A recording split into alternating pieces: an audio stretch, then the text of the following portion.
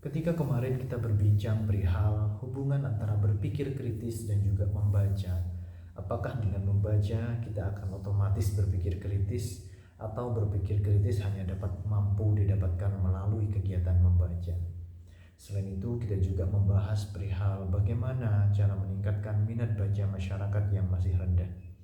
Tapi, ketika kita pikir-pikir mengenai membaca, mengenai buku, tentunya kita akan ingat perpustakaan, di mana perpustakaan adalah pusat di mana buku-buku tertata rapi, di mana informasi tertata di sana, di mana terdapat berbagai ilmu pengetahuan yang disimpan di sana. Ketika berbicara mengenai perpustakaan, hal yang perlu kita tanyakan adalah bagaimana sih kondisinya? Kenapa kok sampai saat ini perpustakaan masih seperti kuburan, hanya ramai saat kegiatan-kegiatan tertentu saja? Tentunya hal ini akan menjadi pertanyaan yang bagus kalau kita tanyakan saat ini, baik itu kepada diri sendiri atau kepada teman diskusi kita. Siapa itu? Ya, bersama channel Pusat Lumbung ini, mari kita bahas pertanyaan-pertanyaan yang ada dalam pikiran Anda. Oke, terkait mengapa kok perpustakaan itu masih menjadi sebuah tempat yang sangat sepi, itu memang sangat perlu ditanyakan. Terdapat beberapa faktor yang nantinya akan kita bahas bersama mengapa hal tersebut bisa terjadi. Kadang ketika kita berbicara mengenai sepinya perpustakaan, kita juga akan mengkaitkannya, seringkali mengkaitkannya dengan peristiwa-peristiwa yang ada di sekitar. Contohnya apa? Contohnya adalah minat baca masyarakat yang masih rendah. Dengan minat baca yang masih rendah, kita menyatakan bahwa itu adalah merupakan faktor terbesar. Kenapa masyarakat kok gak mau berkunjung ke perpustakaan? Kita seringkali mengkaitkan permasalahan-permasalahan umum seperti tadi dengan permasalahan-permasalahan spesifik, permasalahan-permasalahan yang belum kita temui dalam analisis kita. Contohnya adalah di dalam permasalahan sepinya pengunjung perpustakaan. Mungkin saja, atau memang iya, permasalahan terkait permasalahan terkait rendahnya minat baca yang dimiliki oleh masyarakat juga akan berpengaruh pada sepinya pengunjung di perpustakaan. Tetapi apakah itu menjadi faktor terbesar? Ya enggak sih, malah itu menjadi salah satu faktor yang nantinya akan merembet ke permasalahan-permasalahan lain, atau itu merupakan sebuah faktor yang disebabkan oleh faktor lain. Lalu apa saja faktor-faktor selain rendahnya minat masyarakat untuk literasi atau membaca ini? Oke, mari kita bahas. Terdapat beberapa faktor yang saya temukan di sini. Yang pertama, hidup di zaman ini, tentunya faktor yang utama adalah arus teknologi atau arus informasi yang diberikan oleh kemajuan teknologi. Yang kedua adalah permasalahan suasana perpustakaan yang kurang nyaman. Ketiga, pelayanan pustakawan yang kurang baik. Keempat, terlalu banyak buku yang memiliki judul yang sama.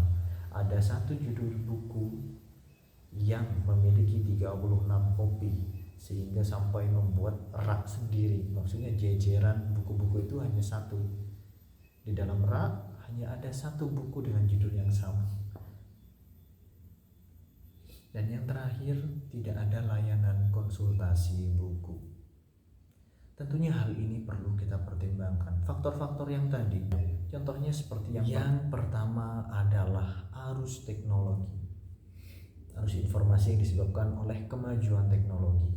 Dengan kemajuan teknologi yang sangat pesat saat ini, seperti contohnya kita dapat membahas terkait permasalahan-permasalahan atau pertanyaan-pertanyaan yang Anda sampaikan melalui teknologi, yaitu melalui YouTube atau sarana podcast saat ini. Anggaplah ini sebuah podcast atau sebuah broadcaster, sehingga kita dapat berbincang, bertukar atau berdiskusi terkait hal-hal yang ingin kita tanyakan. Dengan adanya arus teknologi, arus informasi yang disebabkan oleh teknologi yang sangat pesat saat ini, banyak masyarakat yang memang lebih memilih untuk tidak membaca buku secara cetak maksudnya, tetapi banyak dari mereka yang lebih memilih untuk membaca buku secara elektronik, yaitu melalui e-book. Tapi tentu juga itu juga sedikit.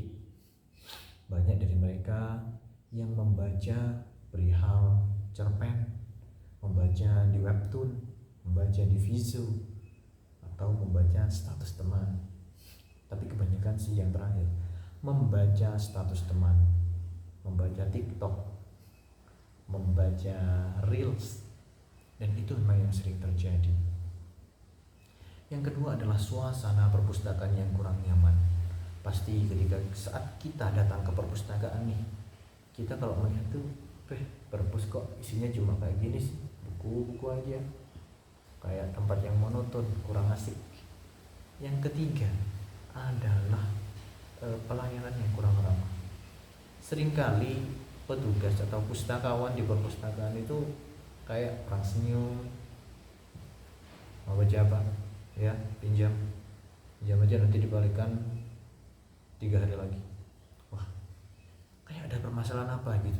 Apa gak punya uang, atau memang sedang banyak pikiran, atau cicilan lagi numpuk. Jangan pinjol lah yang penting. Kok sampai jangan pinjol. Jangan dibawa ke perpustakaan lah permasalahan itu. Sebagai seorang pustakawan maka harus bersikap profesional, memberikan pelayanan yang ramah, salam, sapa, dan senyuman. Maka tentu dengan hal-hal tersebut orang akan merasakan kenyamanan dan tertarik untuk kembali lagi ke perpustakaan. Dan yang selanjutnya adalah buku. Satu judul buku yang memiliki banyak kopis. Kan banyak tuh di perpustakaan, ada 2 rak, tapi isinya satu judul buku. Kenapa sih kok beli banyak-banyak? Harganya murah, cocok untuk masyarakat, atau untuk proyek? Nah, ini yang susah. Kalau yang terakhir, kalau sudah untuk proyek, maka ya gak penting lah. Yang penting ada bukunya, penting ada tulisan pengeluaran untuk beli buku. Gak penting buku tersebut dibutuhkan masyarakat atau enggak. Padahal masyarakat datang ke perpustakaan itu hanya untuk membaca buku secara gratis, karena kemungkinan mereka tidak mempunyai dana untuk mendapatkannya. Maka perlu dipikirkan ulang lah. Dan yang terakhir adalah perlu adanya layanan konsultasi buku. Masyarakat datang ke perpustakaan kadang bukan untuk membaca buku, kadang mereka hanya untuk mencoba-coba, melihat-lihat, atau bahkan sekedar bertanya, bagaimana sih masyarakat itu kok bagaimana sih orang itu kok mau datang ke perpustakaan, padahal tempatnya kayak gini. Nah, di sana kadang mereka juga bingung, kalau saya pengen baca buku apa yang cocok bagi saya. Maka tentu perlu adanya layanan seperti ini.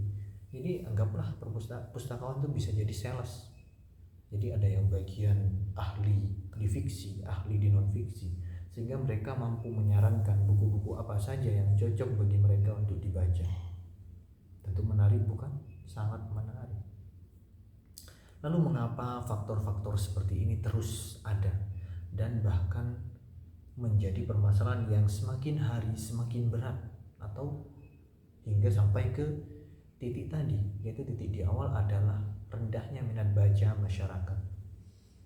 Korelasi antara dua hal ini, faktor yang sudah kita sebutkan sebelumnya, dengan tingginya masyarakat yang tidak suka membaca, itu bisa jadi karena tidak adanya kesadaran atau kepekaan kita pada hal tersebut.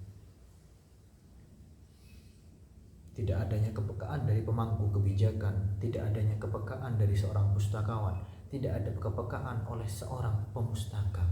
Maka tiga faktor atau 3 orang ini dapat menjadi atau seseorang yang merawat tradisi untuk tidak cinta literasi. Pemangku kebijakan tidak mengevaluasi kebijakan mana yang perlu diperbaiki. Pustakawan tidak mengevaluasi hal apa yang perlu dikembangkan atau perlu dilakukan inovasi agar perpus ini ramai. Hal apa yang dapat saya berikan agar masyarakat itu tertarik untuk datang kembali. Dan sebagai seorang pemustaka atau seseorang yang hadir untuk membaca di perpustakaan atau sekedar hadir ke perpustakaan, maka Anda perlu menyampaikan keluh kesah atau sekedar kritik Anda pada pemangku kebijakan atau pustakawan. Siapa tahu melalui saran atau inovasi yang Anda tawarkan atau kritik yang Anda berikan, mereka akan sadar sehingga mempertimbangkan pendapat Anda untuk melakukan pengembangan atau perbaikan pada kondisi perpustakaan saat ini. Kan lucu, masa kita hanya rasan-rasan kesana kemari, ya gak selesai. Kita bincang gembar-gembor pengen literasi maju, tapi perpustakaannya kayak kuburan. Malu dong, malu. Oke dah, nanti kita bahas hal lain dalam channel Pusat Lumbung ini. Terima kasih.